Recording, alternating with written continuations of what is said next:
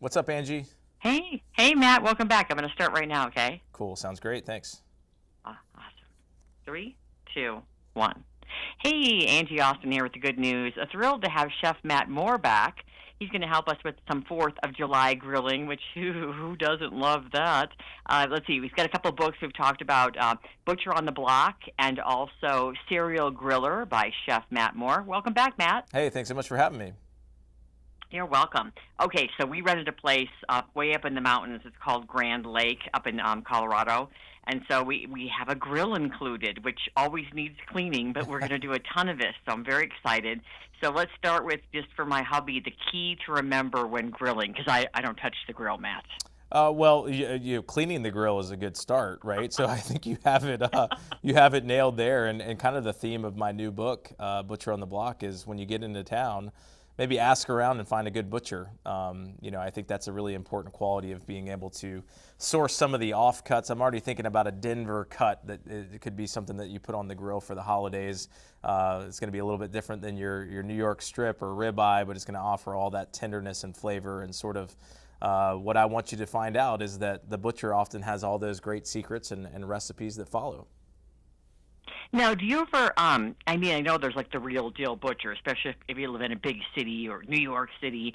Can you go to like at the grocery store and ask some of these butchers for something special? Yeah, I live in Nashville, Tennessee, and for this book we traveled from San Francisco to the south of France.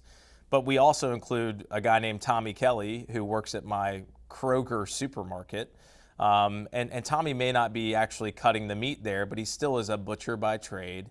He's got a lot of advice, and we're able to foster some friendship just from that there. So whether you have a local butcher or you've got a supermarket, and then you can also source ingredients even from that market. So take, for example, sometimes it's convenience is king. So Hillshire Farm, I love using their fully cooked smoked sausage. I've got a recipe for a zesty Italian smoked sausage kebab. I'm going to make you say it, oh, hill yeah. But it's just one of those great flavors because it's convenient. It's already cooked. I can stud it with some potatoes, some peppers, some zucchini, some corn.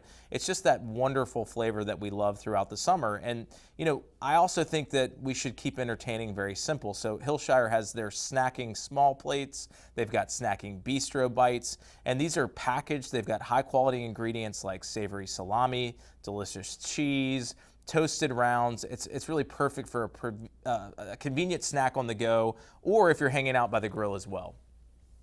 Those I didn't know about the small plates until the school year, and I've got 3 teenagers. My littlest one's like, I want that snack plate thing. I'm like, what are you talking about? So she takes them for lunch. It's like it became like a cool fad at her school. She's got a little of a charcuterie plate on demand at school. She's the coolest kid there, right? So funny. All right. What else can we, put a new twist on, an old favorite maybe for the 4th grilling? Yeah, I think old school and new school combine. Since I love to grill, one of my favorite sides to make is North Carolina sweet potatoes. I'm going to put you to the test here. I won't test you, but I'll give you a trivia question.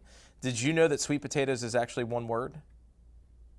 No, I did not, and I love them. I should have known that. Well, now you know. Now let's talk about cooking them. I like to cut mine in wedges, and you can do this on your grill in Colorado. And you'll just mix them in a little bit of canola or vegetable oil. And then oftentimes, especially if you're traveling and you don't want to bring a ton of ingredients with you, pick up a little packet of taco seasoning at your market, and you'll just coat them in that and then put them on the grill until they get nice and caramelized. Maybe there's an air fryer there and you can make sweet potato fries using your air fryer. But I love North Carolina sweet potatoes because they are nutrient dense. They've got vitamins A, C, fiber, antioxidants. They're perfect for any diet because they are sweetened from the earth and low in calories. And you can also use them year round. So if you pick some up today, they have a long shelf life. They're going to stay delicious. They super satisfy a sweet tooth, too. If you do them not savory and you do them sweet, of course. So good. All right. Any other tips for us? Well, we can't forget the classic, right? And nothing is more Americana to me than Bush's Baked Beans. They're the sure side of a good time.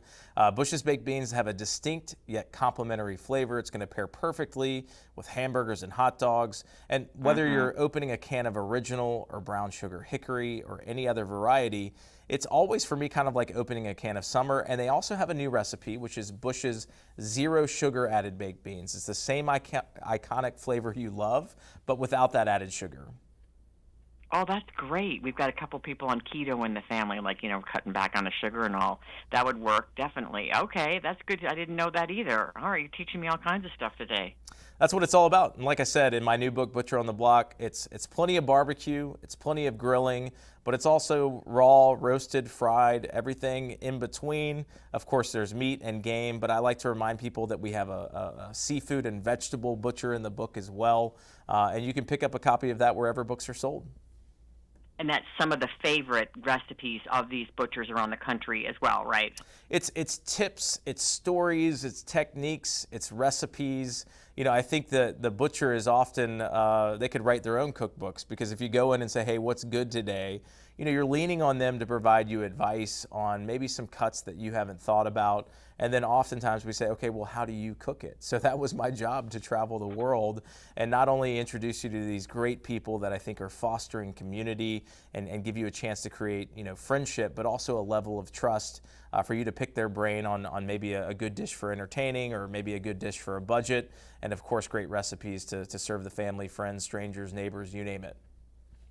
I love it. All right, where do we go for more info, Matt? Yep, for more information and recipes, head over to dailylounge.com. Awesome. Always a pleasure to have you on, Chef Matt. Thank you. Thanks so much.